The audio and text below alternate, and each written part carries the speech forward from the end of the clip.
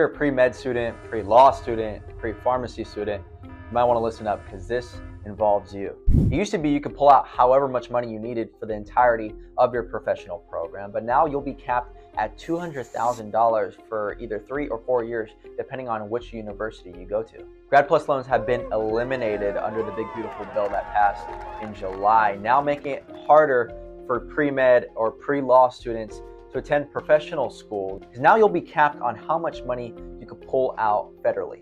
In a study done by the Princeton Review, the average median cost of medical school is more closer to $300,000. So that $200,000 cap, you're still left with $100,000 that you're responsible for to figure out how to pay for medical school. And for law school, it's a little cheaper depending on the university you go to. In the study done by the Education Data Initiative, it's more closer to $217,000. So either way you go on the side of the aisle, $200,000 is not enough to cover for full tuition. And I sat down with a second-year pharmacy student, and he tells me how much he relies on these federal loans. At UOP, we have a lot of pre-dent and pre-pharm students who are technically still undergrad, that if they're not grandfathered in, those schools cost a lot of money.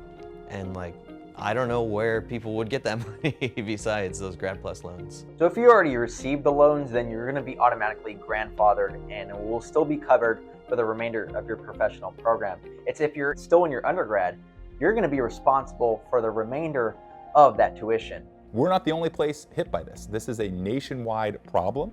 It is especially going to hit healthcare providers and healthcare schools that are teaching the next generation doctors and nurses. So it begs the question, so what's next for students if there's a federal loan cap on how much they can pull out? So it leads them to the private loan sector. And I asked Representative Harder how this might look if private loan sectors now don't hand out money. Do you see any private loan sectors now taking advantage of this with the Grad Plus program going away?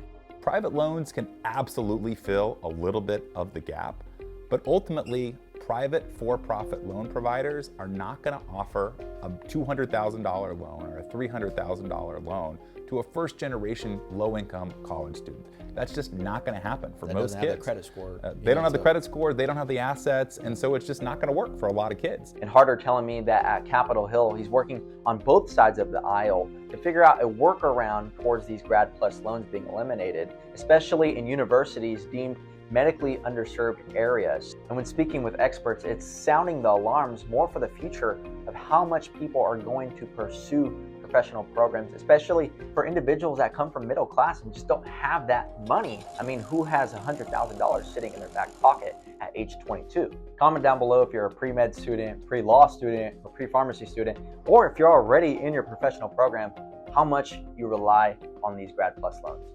I'm Denzel Cortez with KCRA 3 News. Thank you for watching.